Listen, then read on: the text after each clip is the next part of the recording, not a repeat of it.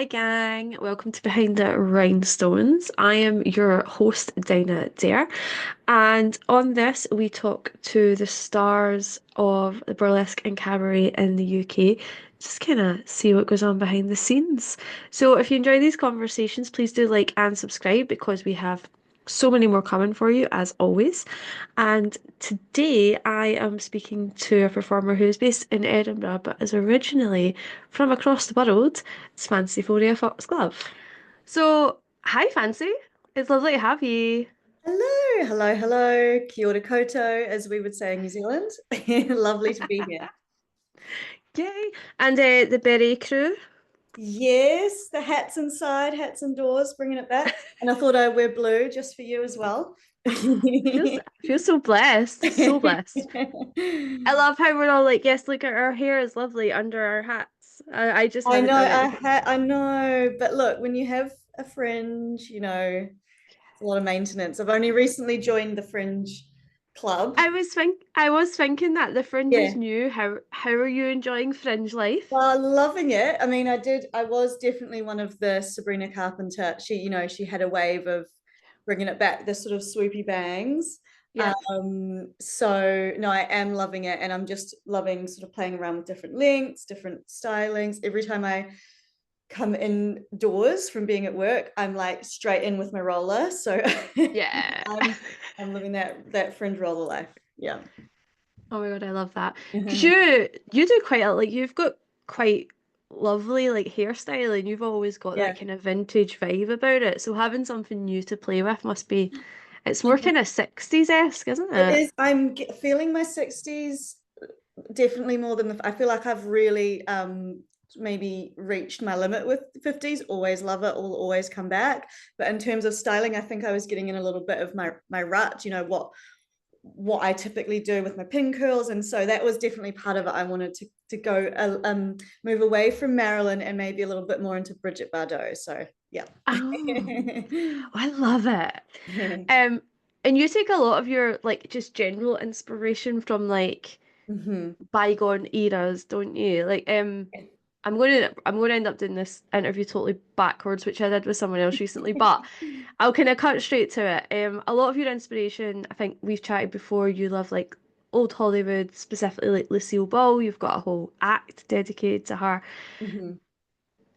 Is that just always spoke to you? Like, what is your connection there with that sort of aesthetic? Yeah.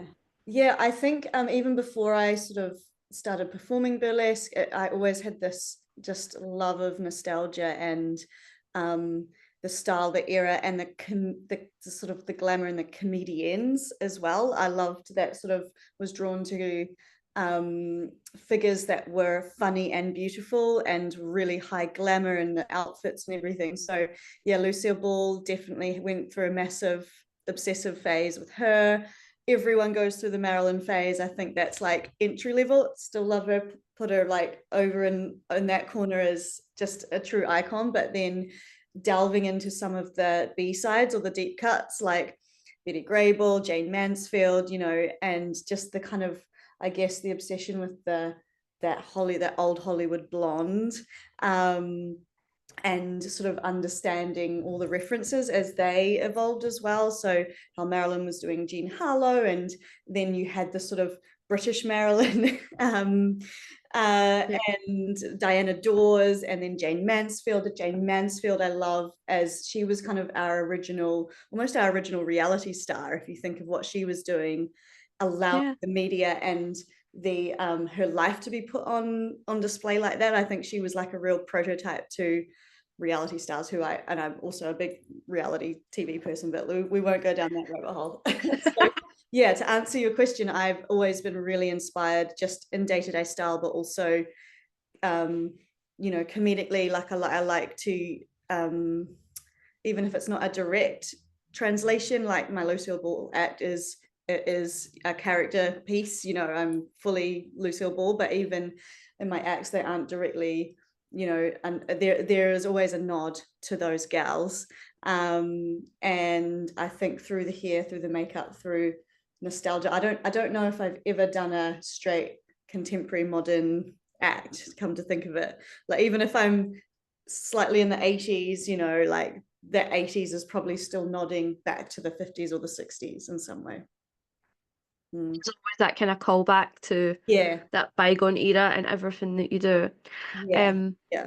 that aesthetic suits you as well, though. Like it's yeah, because it's very pin-uppy, and you've done a bit of sort of modeling as Yeah. well. So what I suppose this is probably a good time to say, how did you get into burlesque? Like what came first? Was it like the modeling? Was it the burlesque? Or was it all Yeah. just Well, I think what came first was probably the love of that vintage style. Like it always came from a family of collectors, charity shoppers. In New Zealand, we call it op shopping, opportunity shopping. So op shopping was oh, a hobby, yeah. And so loving just through the imagery and the style, first and foremost. But I am a huge theatre kid, theatre nerd. So like that was before I discovered burlesque. I was horse girl and theatre girl. And that was like my two sides to my personality. And so I actually studied theatre. I have a degree in theatre, so I kind of came at it from more of a, and can you believe I wanted to be like a really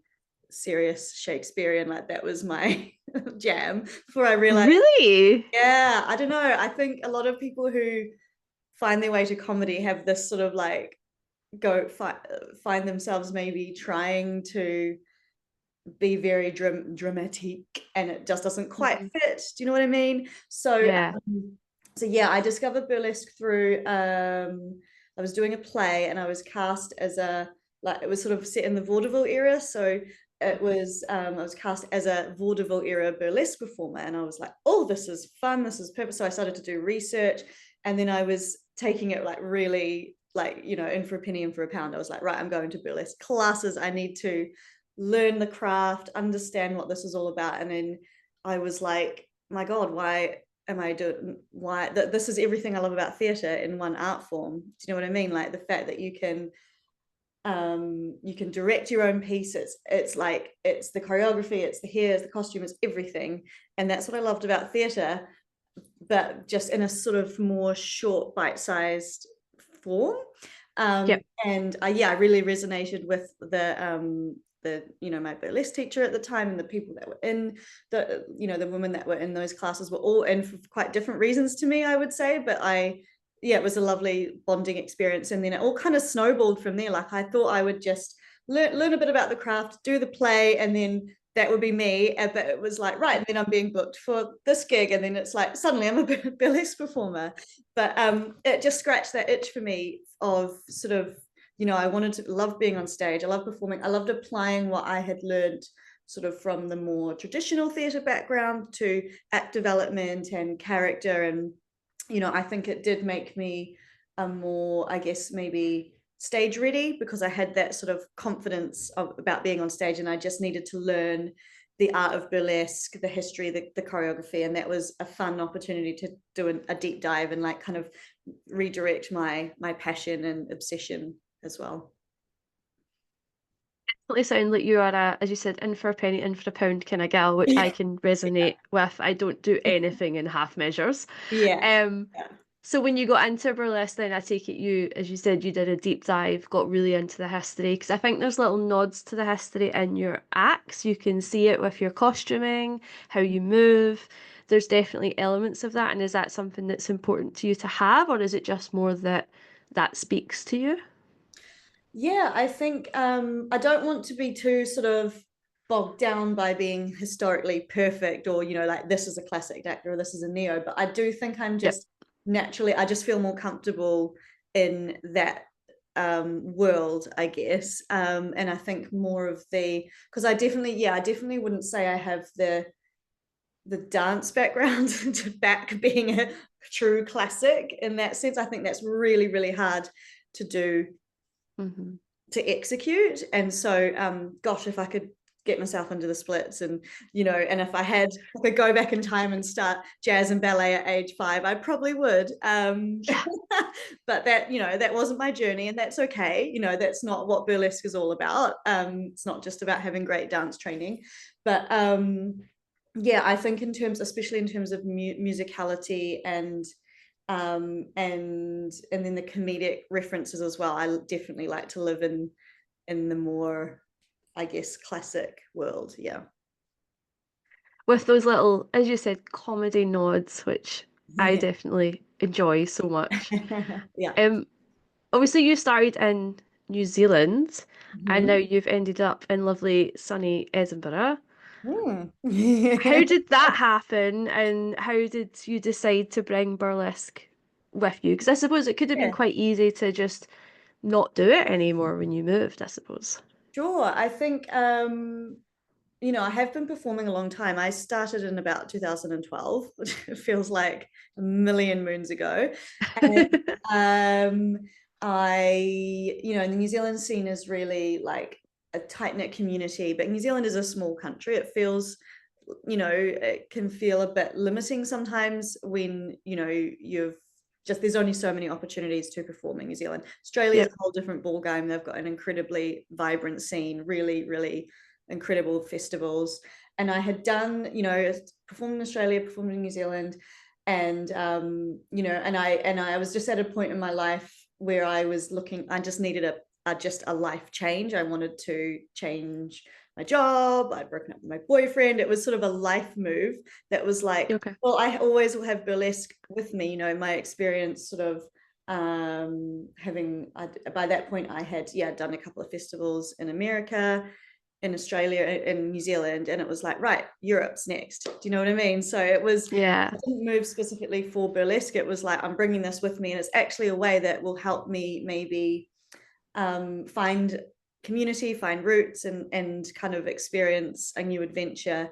And obviously, just the appeal of being rooted in Europe when you're from somewhere as us end of nowhere as New Zealand, as wonderful as it is as a place, incredibly lucky to have grown up there, but it is really, really isolating at times, and Yeah. prohibiting. It can be quite prohibiting financially to do all of the performing that you might want to be doing. So yeah, that was definitely an appeal for me. And I had actually fallen in love with Scotland many moons ago, back in 2006, when I was in my theatre girl era, performing in the Fringe Festival with a Oh, yes. yeah, with some like 19, first time out of New Zealand, first exposure to a new country, a new culture was in Scotland. So it had a really special place in my heart, and I always swore one day I would come back. So yeah, fast forward quite a few years, and I made true on that promise. So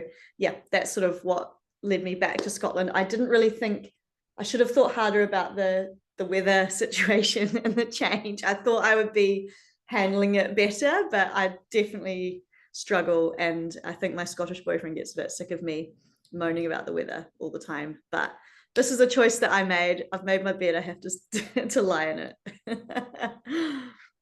From Scotland and I complain about the weather all the time, so Yeah, I can't yeah. imagine. I'm not the only one there. That's good.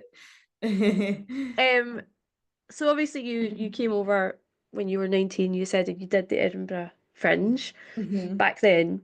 I know you've done it now as a performer, but Mm. everyone I know that lives in Edinburgh seems to hate when the Edinburgh Fringe is on.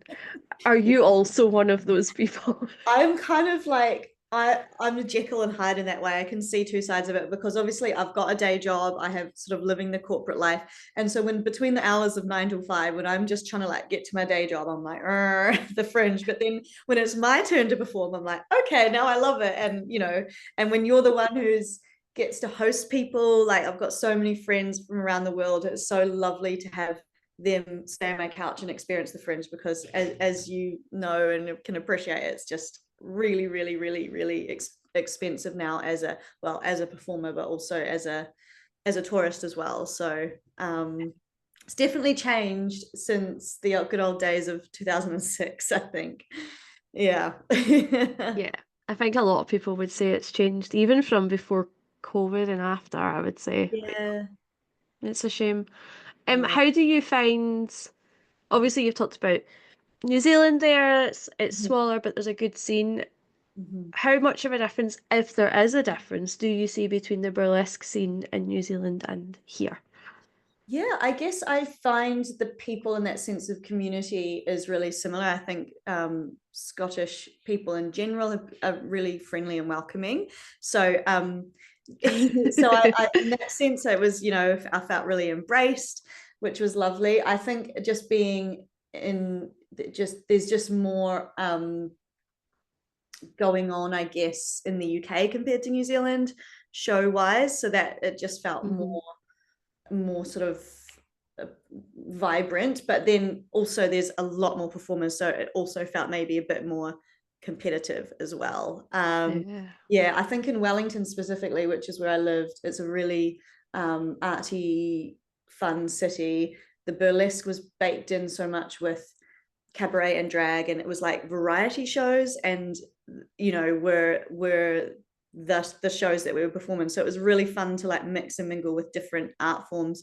There's definitely that in the Scottish scene. It's maybe slightly less than what it was like in Wellington, but I do wonder if the that was just lightning in a bottle, kind of what Wellington was like at a particular time. And I couldn't say if that's still the case now, but yeah, I think live entertainment is struggling. It feels like, especially with cost of living and recession, I don't want to bring up the R word, but like that's naturally the first thing that people cut back on, and it really feels it has a knock-on effect. And yeah, I mean, I just love live entertainment. I really, really, really did not love the era of performing in your living room during COVID.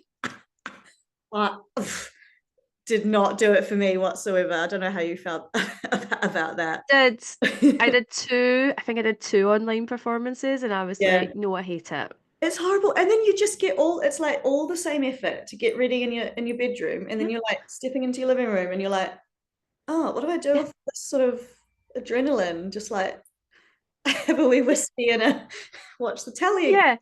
Oh God, Like I would finish and then I'd be like, hmm. oh, I need to pick up my clothes. Yeah, Oh. yeah. I can't have a drink with someone backstage. It's Okay. yeah, so Yeah. anticlimactic. Mm. Like half the joy of performing is getting to like chat backstage and see people and hang out. And yeah, I didn't enjoy that, to be honest, at all. Yeah, yeah. But I know obviously we're saying like live entertainment is sort of suffering, and both of us are sort of privileged enough, I suppose, to have our day jobs as well. Mm-hmm. I know for me that burlesque is very much like a creative outlet to some extent, and when I don't get to do that, I can find myself getting more like stressed out and burnt out in my day job because I don't have that. Are Mm-hmm. you kind of the same, or is that a different kind of mindset for you? Yeah, definitely. I definitely need to have a creative outlet.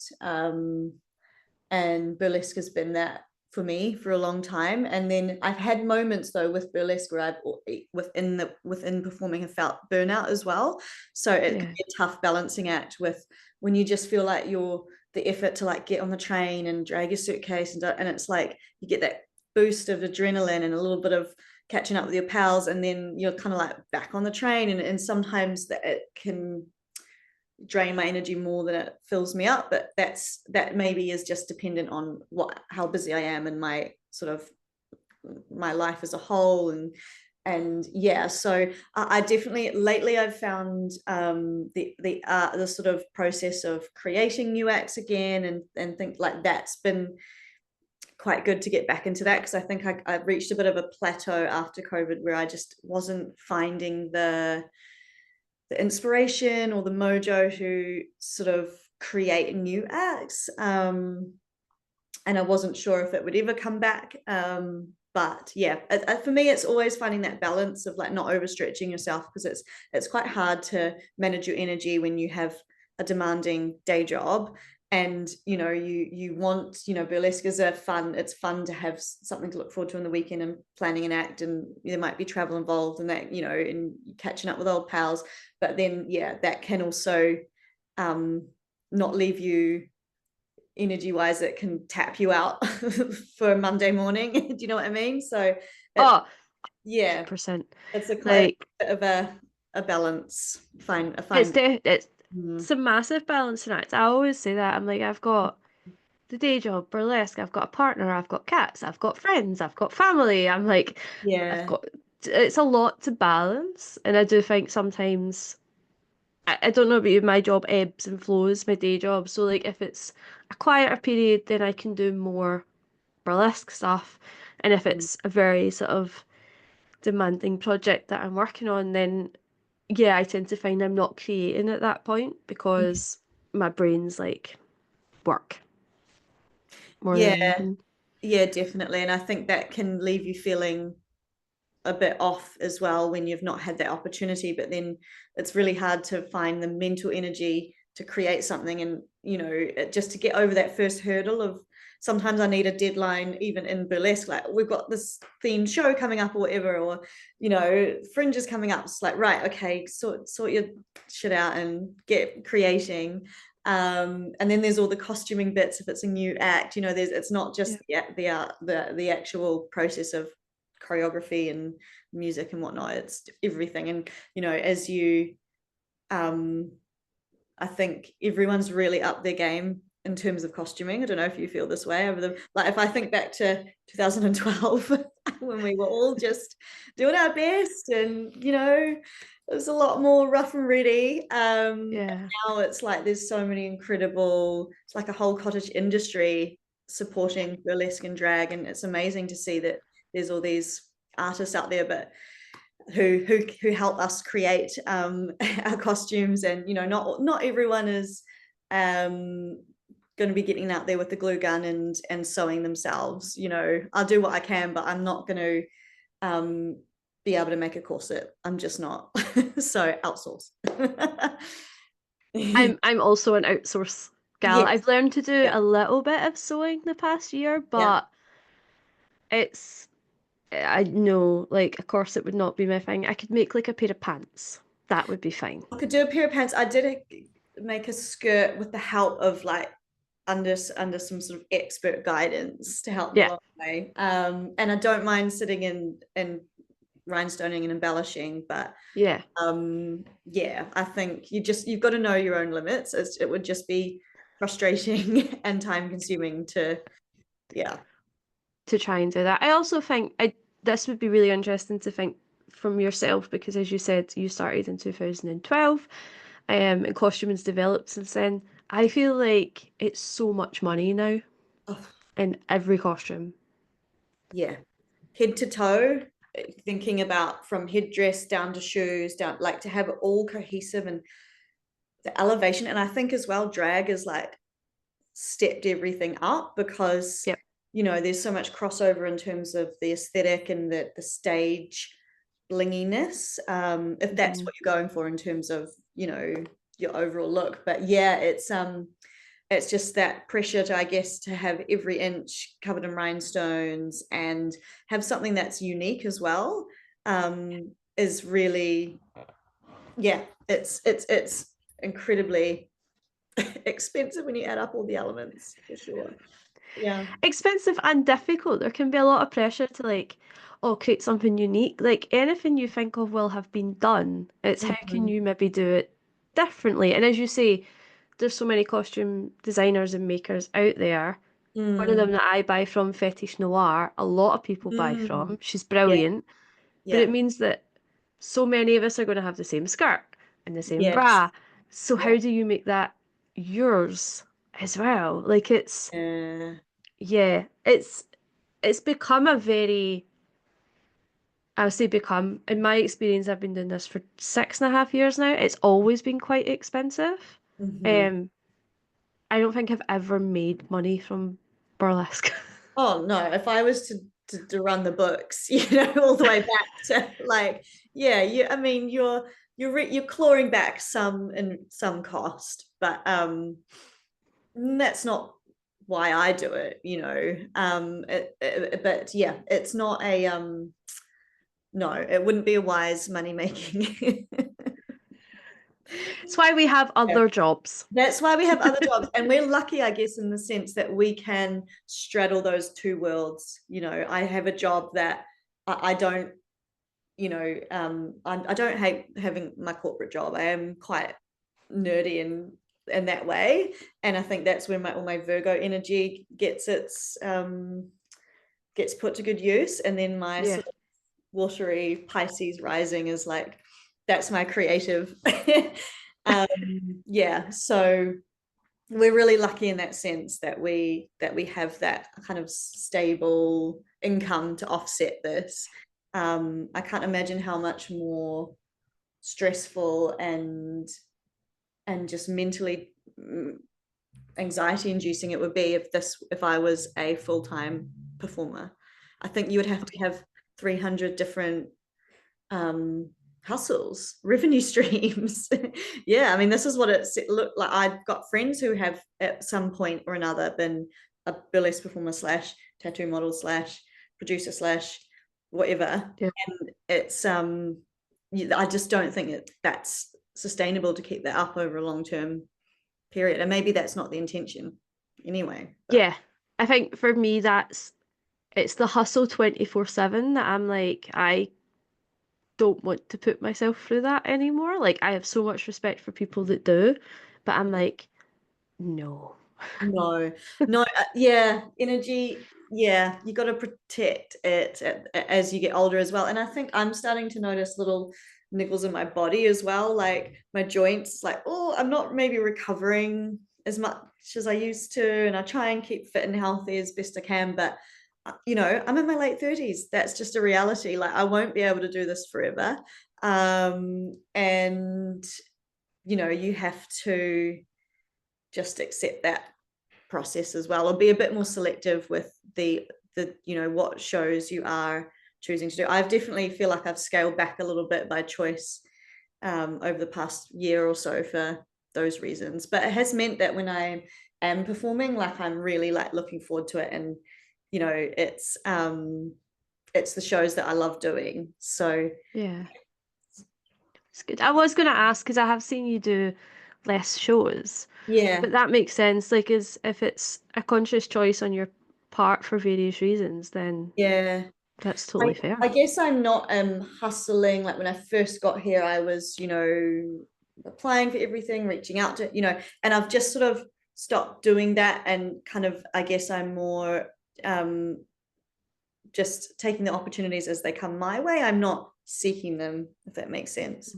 Yeah. But that, I mean, who knows? I might get FOMO and want to perform more again, but this is the balance that's working for me with my life at the moment. Yeah. Yeah, you're allowed to dip in and out. Like I talk about having a point where if like last year, I think I toured a lot, did a lot Mm, of kind of festivals abroad, and I could do that because the rest of my life was quite sort of stable and mm, not chaotic. Like my job was very chill. mm, But if previous times my job has sort of dominated and mm, therefore I haven't performed as much, so it kind of ebbs and flows depending on, and it's not just to do with my job, like life in general, but it kind of ebbs and flows based on what energy do I have to give to what part of my life right now. mhm. And I think if for you just now that's not the right place to put your energy, that doesn't mean that that won't change. Yeah, that's very, yeah, I definitely resonate with that. And I think sort of my job has probably taken more of the front seat the last few years, which has, put everything else to the side a little bit. And it's also when, I love doing festivals, and I've done a lot around Europe as well. But sometimes you just want to go somewhere for a holiday and not like a burlesque working holiday. It can be so fun and lively, but it is quite full on if you're squeezing a lot of activity and performing and sightseeing and all the activities that come with being part of a festival, watching the other shows and the brunches, and then you're back to work on Monday or Tuesday. That's yeah, it's It's a lot. a It's a lot. Takes lot. a I toll. am. Yeah. I'm like recovering from a really bad flu this week Oh, because I was at the Alps Burlesque Festival and I just did I did that. I did everything. yeah. I was at the shows till late. I was Mm, hanging out with people. I was my partner came with me, so we were having like a bit of a holiday as well. And then we flew back and then I was straight back at work and I didn't sleep well in the hotel. mm, And being on the plane, I think my body was just like, yeah, no, you're ill now. Enjoy mhm. that. I was like, thanks. You've burnt the candle at both ends, and yeah, yeah, it's a lot. This is your outcome, yeah. Um, Mm-mm. as well as doing festivals, it's not cheap Mm-mm. as well. No, no. And the same for you. You're in Edinburgh. If you want to come through and do Glasgow, that's not a cheap train ticket these days. No, it's really not. I've really noticed the recent increase. And I think as well, the late show at Writing Room, it's like I'm on stage. If I'm last or near the end, then I'm like, I've got 20 minutes to get changed to catch my train. So it's like I don't even have that opportunity to kind of, unless I want to stay over, and sometimes I will choose to do that. But again, that's another cost. Hmm. So yeah, I definitely chose the wrong city for for where the scene is thriving outside of the fringe.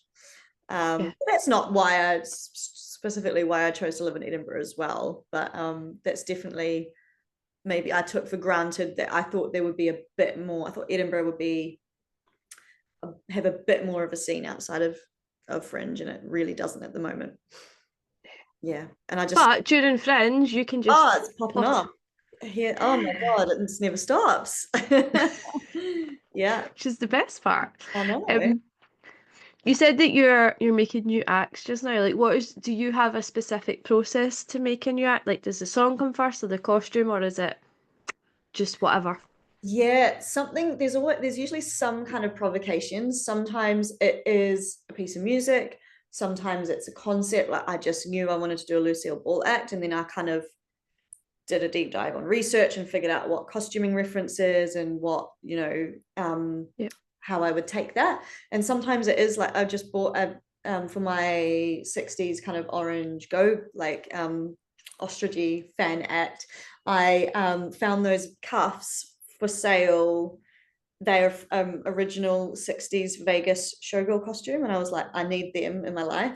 Bought them, and then everything else kind of fell into place from that decision. So Yep. yeah, in that case, I was inspired by a piece of costume.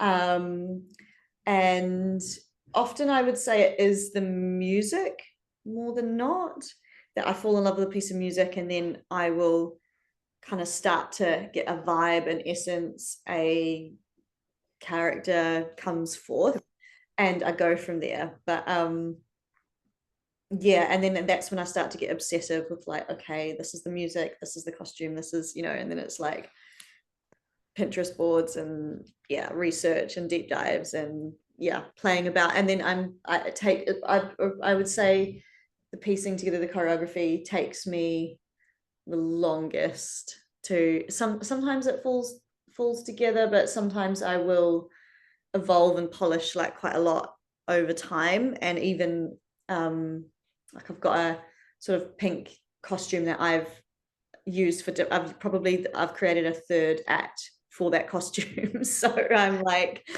not quite settled on that costume and that is for this act. Yep. Which is fine. I think it's great to be versatile with your costume pieces and mix and match, especially as things are so. If you've invested a lot in a costume and you can get a lot of use out of it, then by all means. But yeah, like my newest act is kind of a little bit Jane Mansfield inspired.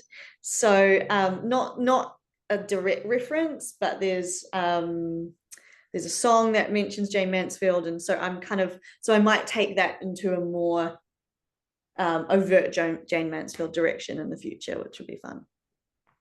I like what you're saying there about you can iterate sort of choreo. I definitely do Mm. that. I've got a gold costume that I think I am on like the third version of the act that is a Mm. completely different act than what it originally started as. Yeah, yeah. Um, because it just didn't it worked for when I created it, and then I think I probably changed and grew as a performer. So I Mm. was like, right, well that doesn't fit anymore. Or sometimes it's just yeah, I found myself trying to I don't know if you've ever done this in the past, but I found myself trying to create an act that like fits in a box that actually Mm. doesn't work for me. Yeah. Once I've actually explored it, I'm like, do you know what? This isn't actually me. I've just tried to create something that I maybe think I should create. or I was trying to do something different, but actually it's still not true to me. Doesn't feel quite right. Yeah, and you don't know until you've tried that on and realize it's not quite gelling, and that's fine. It hopefully leads you closer to something that does feel right. But I think it does, I do get a sense of accomplishment from pushing myself out of my comfort zone, like doing, Mhm. say, a slower act, a more sultry act. um I found that really, really hard. It took me a long time to kind of feel comfortable in that, or find my corner of that world, because I felt like, I didn't want it to be boring. I didn't want, being able to like hold tension and Mhm. be slow and seductive, when I think my crutch or my comfort zone is to like be really fast and funny and blah, blah, blah, and like look over here now, look over here. And it's like, hang on a minute, like there's so much power in the kind of, yeah, that slow doesn't have to be boring, but when I did master it, and when I did find my groove, and I did find my moments to still infuse my own personality and not feel like I was play acting something that's not me, it felt satisfying, but it definitely was a longer process than creating something in my wheelhouse where I'm, falling back on a bit of some comedic moments. And yeah, it's a tough one, finding that, what does feel, what, like, how do you know when to retire something, or when it's just not working, or is it just your comfort zone, boxing you in? It could be a Yeah. tough creative process. It's a hard thing to work out. Like, is this just my own brain or does this not work? Yeah. Um, I think it depends, yeah, what your natural style is. So, like, for you then, when you started, were you naturally quite comedic then? Is that sort of where you went kind of immediately? Yeah, I went to character and comedy. I think I started doing a lot of very 50s good girl goes bad, a lot of Elvis numbers, very cheesecake, very pinup faces. And yeah, played around with the good girl goes bad archetype, which felt very comfortable. And it was nice being like, oh, there's being the comedic one in the lineup, because I think a lot of the performers back in the early days in 2012 in Wellington were like probably going for the more traditionally classic, or the more like neo, like, or it was circus, or so it did feel like that was something fresh. And Yeah. yeah, and I think I have so much fun getting a little twinkle and a laugh out from the audience. Yeah. And I even went through a phase with my best friend. We used to perform together. She's a great singer, and we kind of tried to invent this little side um corner of burlesque called skitlesque. We were basically doing like sketch comedy and burlesque, where it was like, right, okay, so we have to, like, there's got to be a reason to get the clothes off, and we would be like writing sketches based on what was happening in pop culture, what was going on in the news. We like hosted a show as Amy Poehler and Tina Fey when they first hosted the Golden Globes, and like worked burlesque into that. And that was really fun. It was a lot of work, and it was a lot of like, this reference is now over and now you're on to the next. And so wouldn't say I'm a comedy writer, but I love that process of playing and kind of, and that definitely was my theatre background coming into effect as well. But yeah, I couldn't maintain that that I'd level love to see this show. I would, I'm like, bring it. of It needs a fringe run. It oh needs. yeah, it would work in fringe for sure. Maybe we should, yeah, plant that seed. We'll see if we can bring back a bit of skit-lesque. Oh my God, that sounds. It sounds insane. It sounds like a lot of work, but it does A sound like lot of so work. much Yeah, fun. we did like whole acts around Shortland Street, which is like the soap operas like of New Zealand, like the spoofing Yeah. Short Street. We did a show called There and Back Again, where it was all Lord of the Rings themed naturally. And yeah, I've probably still got these scripts rattling about. Maybe we should bring them back. We'll cast Yes. characters in the Scottish.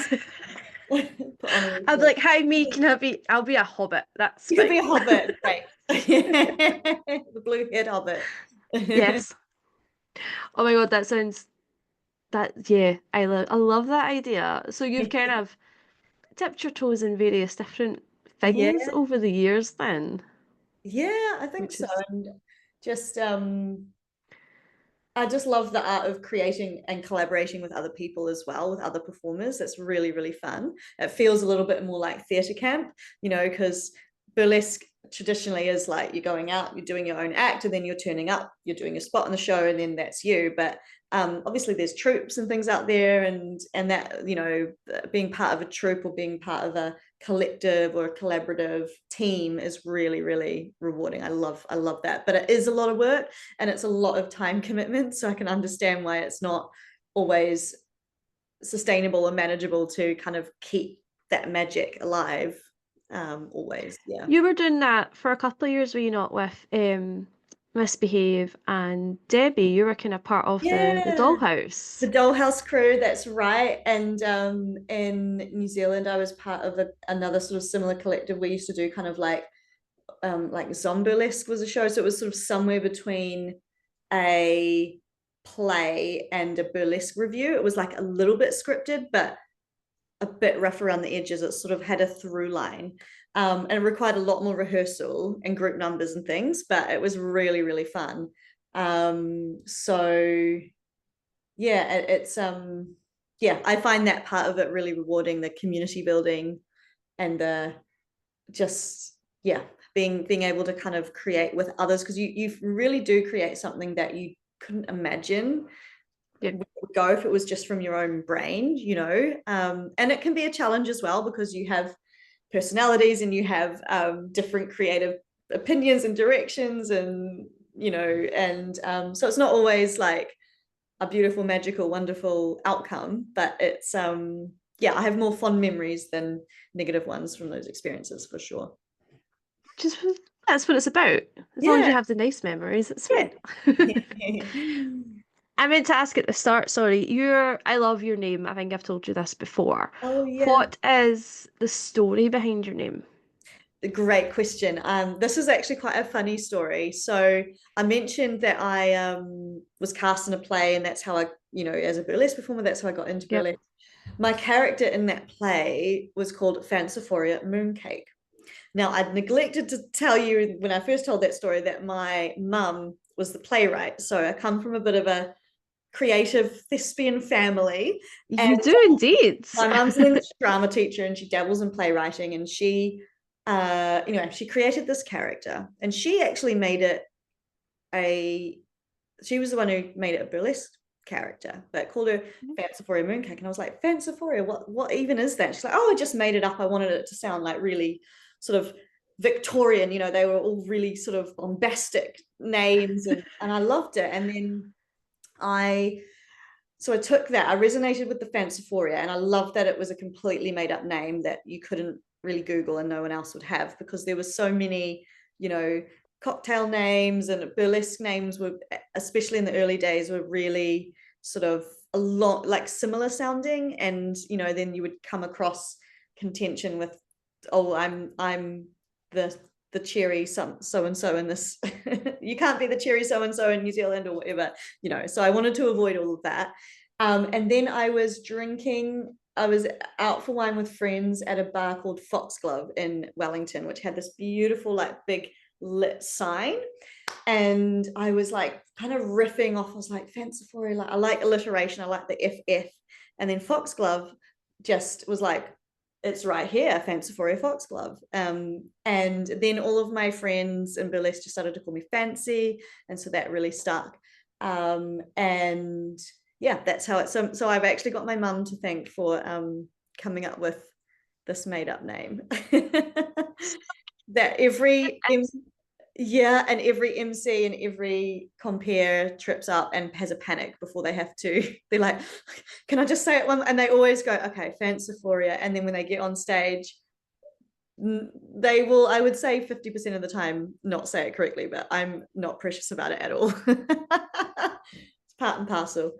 You blame your mum for that as well. No, Yeah, I yeah, love. I didn't realize it was totally made up. I assumed it yeah. was like I don't know. I was like, it's going to be like a Latin name for a flower or something. I thought it was going to be something along those lines. The fact that it's made up, yeah, it's so unique, Yeah, yeah.